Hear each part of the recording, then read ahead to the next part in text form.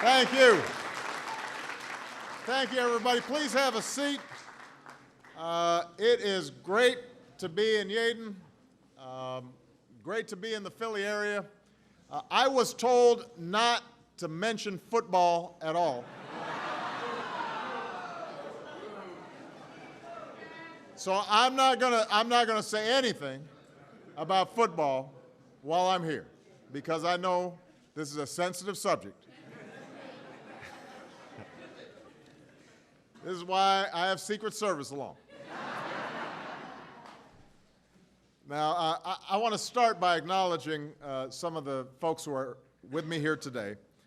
First of all, I want to thank one of our finest public servants in this country. And she is just a great friend, but somebody who cares passionately about the health and the welfare of our kids and our families. Kathleen Sebelius, our Secretary of Health and Human Services. I want to acknowledge the mayor of Yeadon, Dolores Jones Butler, is in the house.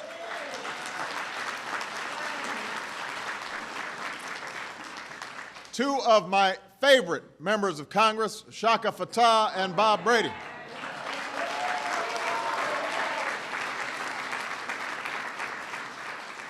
And one of my favorite former members of Congress, who I think is going to be doing big things here in Pennsylvania, is here as well. I guess I can't call you Congressman.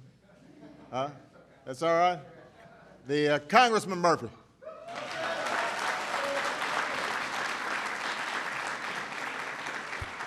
I had a chance to say hello to Mayor Nutter when I landed in Philly.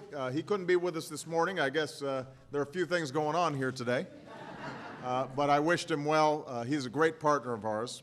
And I also want to say thank you to Ms. Plaisant, Dr. O'Shea, all the staff and the teachers who are here. They are just doing a great job.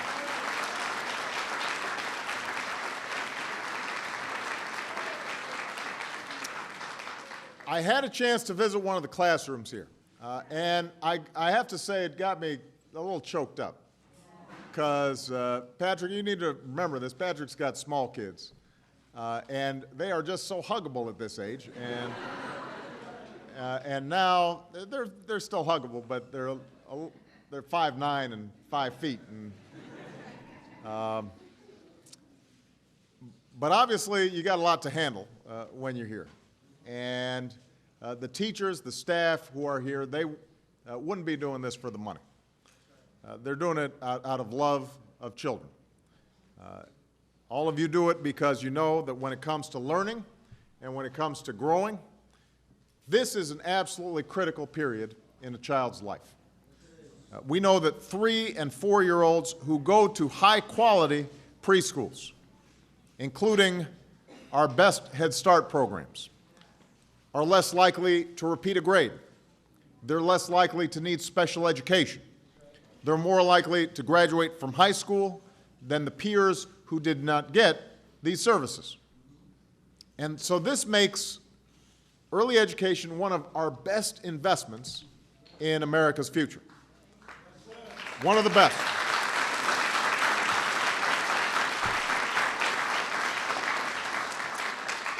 Right out of the gate, it helps prepare our kids for a competition that's never been tougher. A competition for good, middle-class, well-paying jobs.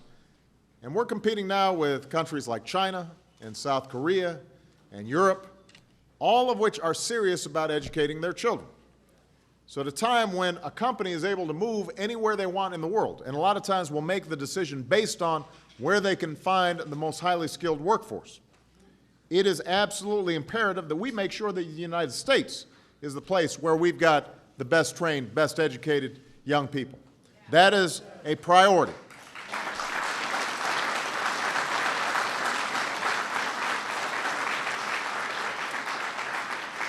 And this is not and should not be a Democratic priority or a Republican priority. This is an American priority.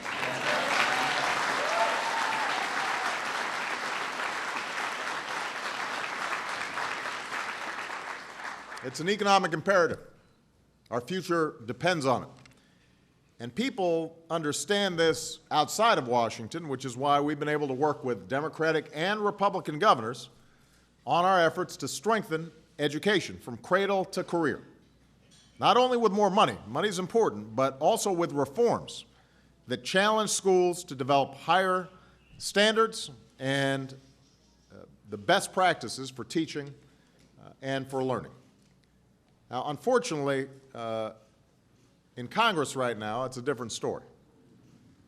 The Republicans in Washington have been trying to gut our investments in education. Earlier this year, nearly every Republican in the House voted for a budget that would have cut hundreds of thousands of children from Head Start. They've tried to cut Pell Grants for college students. They just voted against a jobs bill that would have put 400,000 teachers back in the classroom. Their argument is that we don't have the money.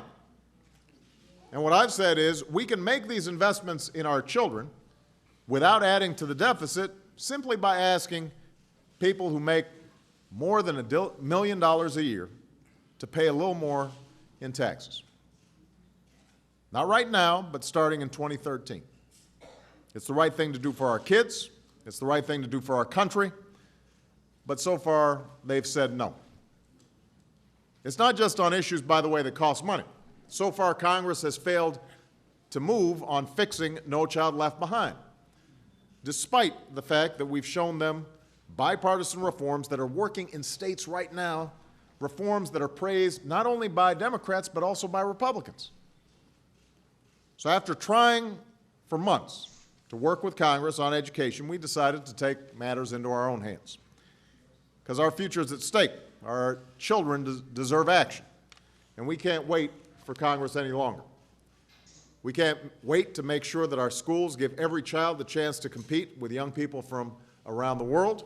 So in September, I announced that if states exceed the high standards set by No Child Left Behind, then they've got the flexibility to build on the reforms that they've already made.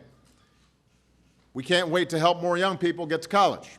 So 2 weeks ago, I announced changes that will lower student loan payments by hundreds of dollars a month for around 1.6 million Americans.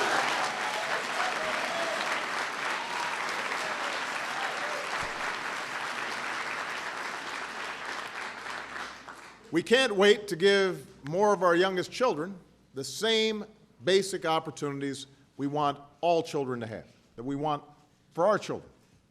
And that's why today I'm announcing a new rule that will improve the quality of Head Start programs around the country. Now,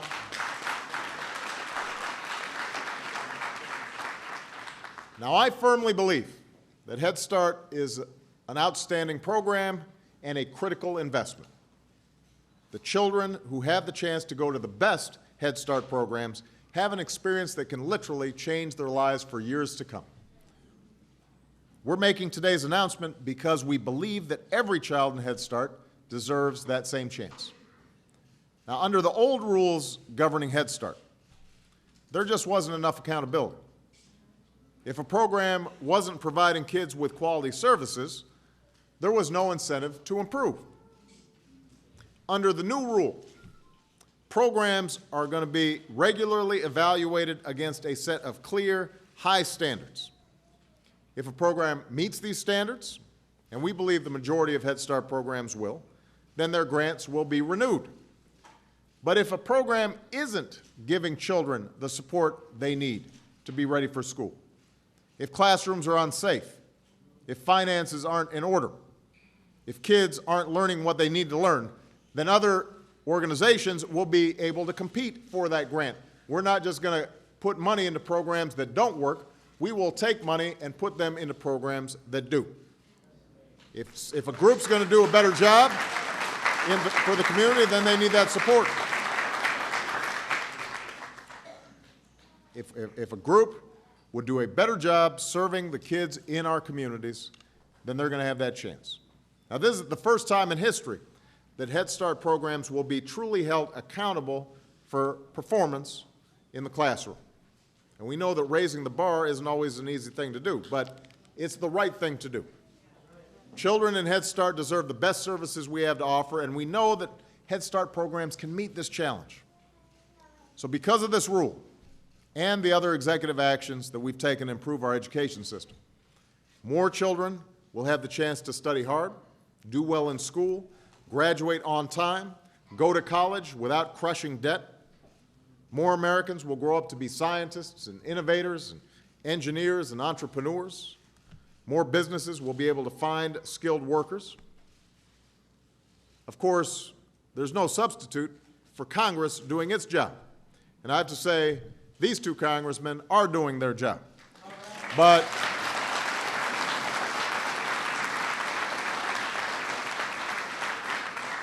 they need some help. Congress still needs to fix No Child Left Behind. Congress still needs to put teachers back in the classroom where they belong.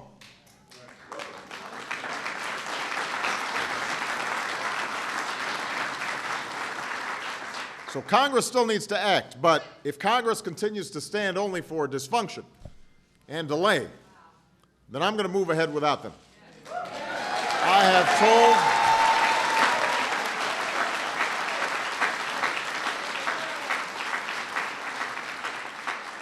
I've told my administration, I want you to keep on looking for actions that we can take without Congress. Steps that can save consumers money, make government more efficient and responsive, help heal the economy, improve our education system, improve our health care system. We want to work with Congress, but we're not going to wait. And I think this is the right thing to do, not just as a president, but I think this is the right thing to do as a parent. Because I know there's some things I cannot guarantee my kids, but I can make sure, I can do my best to make certain that they get a chance to succeed or fail on their own merits, just like I did. I can do everything in my power to ensure that their children grow up in a country where anything is possible, as long as you're willing to work for it. That's what my mom and my grandparents wanted for me. It's what I want for my children. It's the promise that every generation has made to those who came after. We can't be the first generation of Americans to break that promise. So we've got to prove that we are tougher than the times that we live in and that we're bigger than the politics of the moment. We've got to meet the challenges today by preparing our children for the challenges tomorrow. That's what's being done at this wonderful facility. We want to replicate these all across the country. We are proud of what you are doing. You've got a president who's got your back. Thank you very much, everybody. God bless you. God bless the United States of America.